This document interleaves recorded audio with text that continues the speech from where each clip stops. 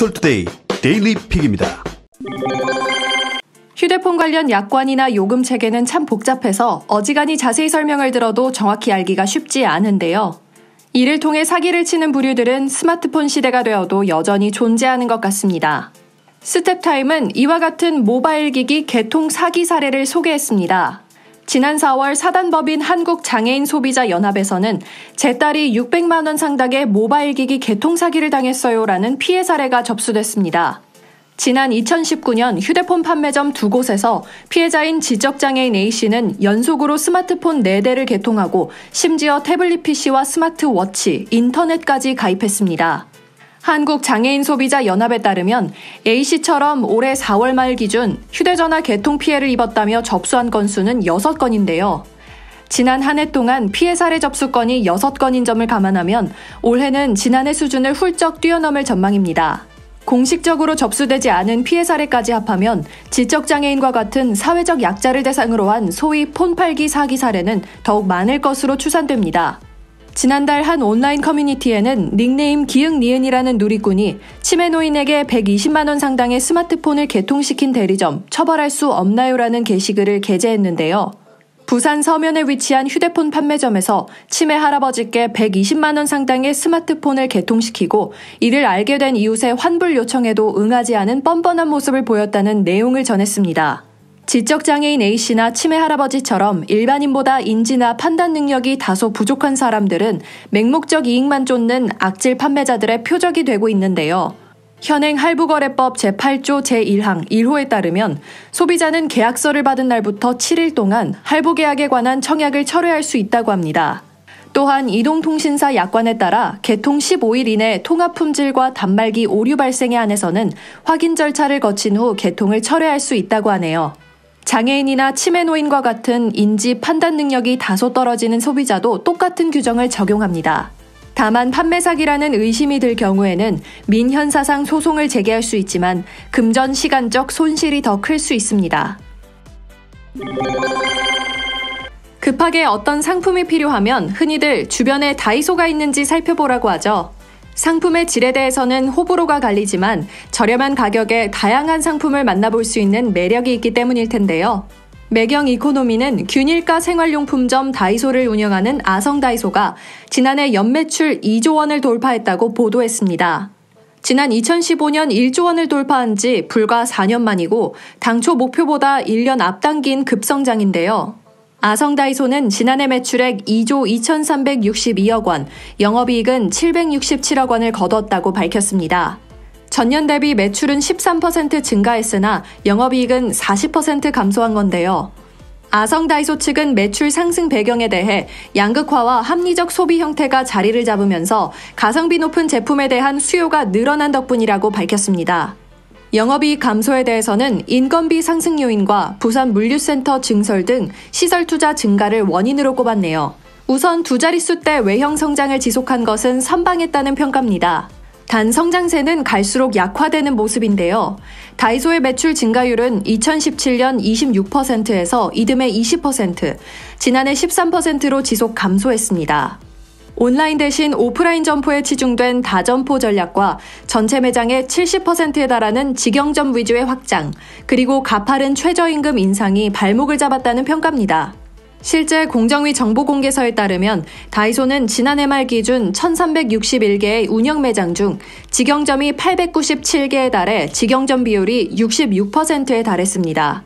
보통 프랜차이즈의 직영점 비율이 한 자릿수대에 불과하고 대부분 가맹점 위주로 출점하는 것과 크게 대조되는데요. 대형 매장 전략도 외형 성장에는 기여했지만 내실이 적었습니다. 다이소는 지난 2017년 강남 고속터미널역 지하 1층에 700평 규모의 대형 매장을 내는 등 그간 점포 대형화를 추진했죠. 상품 가짓수를 늘려 소비자 선택권을 강화하고 쾌적한 쇼핑 환경을 제공하기 위한 목적에서입니다. 이제 와서 온라인 쇼핑을 강화하기 쉽지 않다는 점도 있는데요. 다이소는 전 제품이 5,000원 이하, 제품의 80%는 2,000원 이하로 객단가는 6,500원 안팎에 불과합니다. 온라인 쇼핑으로 주문하기에는 주문 금액보다 택배비가 더 나와 배보다 배꼽이 커질 수 있겠네요. 전문가들은 다이소의 저가숍 전략이 포스트 코로나19 시대의 불황에 더욱 빛을 발할 것으로 내다보는데요. 기회 요인은 코로나19로 인해 경기가 위축되며 가성비 소비가 확산될 것이란 기대입니다. 경기가 나빠지면 영업이익은 줄더라도 업체의 외형은 꾸준히 성장할 수 있다는 것인데요. 결국 오랫동안 버티고 견디면 작더라도 안정적인 영업이익을 추구하며 생존할 수 있다는 분석이 지배적입니다. 온 나라를 떠들썩하게 만들었던 속칭 N번방 사건의 주범들이 속속 검거되고 있는데요. 국회에서는 이런 류의 범죄자들을 미연에 방지하겠다고 나섰는데 이상하게도 이에 대한 반발도 적지 않은 것 같습니다. 아시아경제는 네이버, 카카오를 비롯한 국내 인터넷 기업들이 이른바 N번방 방지법의 국회 통과 가능성이 높아지자 사적 검열과 국내 업체들의 역차별을 우려하며 반발하고 있다고 보도했습니다. 한국인터넷기업협회, 벤처기업협회, 코리아 스타트업 포럼은 12일 오전 20대 국회의 쟁점법안 졸속 처리 중단을 촉구하는 긴급 기자회견을 개최했습니다.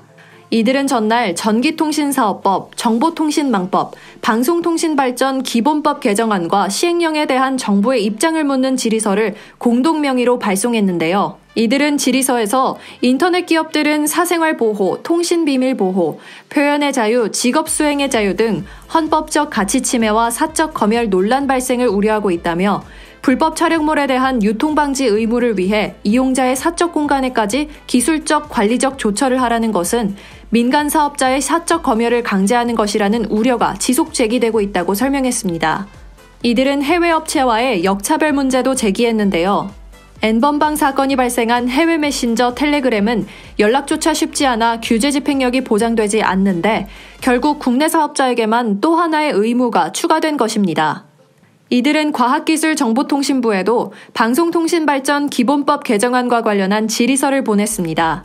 해당 개정안은 국가방송통신 재난관리 기본계획에 민간의 데이터센터 IDC를 포함해 재난이 발생하더라도 IDC가 작동하지 않아 데이터가 손실되는 것을 막자는 취지로 발의돼 역시 과방위를 통과했습니다. 이들은 과도한 중복 규제이자 불필요한 의무를 부과함으로써 사업자의 피해를 발생시킨다는 지적을 피할 수 없어 보인다며 해외 사업자들의 리전이나 임대 IDC를 활용하는 경우에도 동일하고 공정하게 법의 적용이 가능할지, 국내 기업에만 족쇄를 채우지는 않을지 우려된다고 밝혔습니다. 이들 3개 단체와 체감 규제 포럼은 별도 성명서를 내고 해당 법안들을 20대 국회의 임기 말 졸속 처리로 규정하고 중단을 요구했습니다. 몇 달 전부터 인터넷에선 코끼리 2마리가 차밭에 누워있는 사진이 농가에서 술을 훔쳐먹고 취한 코끼리라는 제목으로 화제가 됐었죠. 인터넷에는 이 사진이 중국 윈난성 맹하히현에서 코끼리들이 곡주 30kg을 마시고 만취해 근처 차밭에 쓰러져 잠들었다는 것이었는데 중국 소셜미디어 웨이보에 올랐으며 중국 관영 신화통신까지 기사로 보도할 정도로 화제였습니다. 하지만 조선일보는 과학 전문 매체 라이브 사이언스를 인용해 술 취한 코끼리 사진은 가짜라고 보도했는데요. 지난해 중국 정부가 코끼리 보호를 위해 만든 문서에 첨부된 사진이 느닷없이 코로나 사태 와중에 농가를 급습한 술 취한 코끼리 사진으로 탈바꿈했다는 것입니다. 코끼리가 농가를 습격한 것은 사실이지만 술을 마시고 취했다는 사실은 확인할 수 없다고 맹하이현의 관리도 신화통신에 말했습니다. 코끼리가 농가에서 술을 훔쳐먹고 만취했다는 사진이 인터넷에 퍼지자 코끼리가 원래 술을 즐긴다는 말까지 같이 회자됐는데요. 과학자들은 코끼리가 술을 좋아한다는 것도 가짜뉴스라고 말했습니다. 코끼리의 알코올 중독에 대한 얘기는 1875년으로 거슬러 올라가는데요. 2006년 영국 브리스톨대의 스티븐 모리스 교수는 국제학술지에 발표한 논문에서 몸무게가 3톤이나 되는 아프리카 코끼리가 술에 취하려면 평소 식사량의 400배나 되는 마룰라 열매를 물 한 방울 마시지 않고 먹어야 한다고 반박했는데요. 실제로 코끼리는 술을 가까이 하지 않는 동물입니다. 캐나다 캘거리대의 아만다 멜린 교수는 지난달 29일 국제학술지 바이올로지 레터스에 코끼리와 고래는 선천적으로 술에 약하다고 밝혔습니다. 삼성의 스마트폰은 애플의 아이폰과 함께 세계적으로 사랑받는 히트 상품이죠. 하지만 어느 틈에 애플에 눌리고 중국에 쫓기는 삼성의 이중고가 깊어지고 있다고 합니다. 중앙일보는 삼성전자가 가성비를 앞세운 보급형 스마트폰인 갤럭시 A 시리즈에 화력을 집중하고 있다고 보도했는데요. 신종 코로나 바이러스 감염증 여파로 스마트폰 시장이 위축된 데다 올해 출시한 플래그십 모델인 갤럭시 S20 시리즈가 최악의 판매 부진을 겪으면서라고 하네요. 하지만 보급형 스마트폰 시장이 애플과 LG전자 등도 가세하면서 갈수록 경쟁이 과열되고 있기 때문에 자칫 프리미엄 폰과 보급형 폰 시장 두 마리 토끼를 다 놓치는 것 아니냐는 우려가 나옵니다. 삼성전자는 오는 15일 갤럭시 A71을 국내 공식 출시하는데 지난 7일에는 갤럭시 A31과 A51을 동시에 출시했습니다. 해외에서는 이미 올해 초부터 A1부터 71을 순차적으로 출시한 바 있습니다. 삼성전자의 갤럭시 A 시리즈 마케팅 강화는 스마트폰의 전반적인 판매 부진을 만회하기 위해서인데요.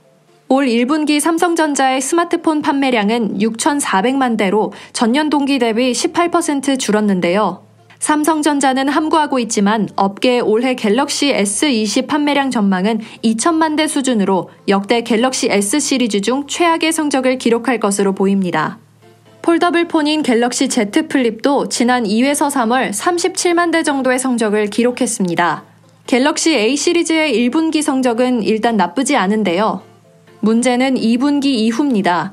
지난 6일 애플은 4년 만에 보급형 스마트폰인 아이폰 SE를 공식 출시했습니다.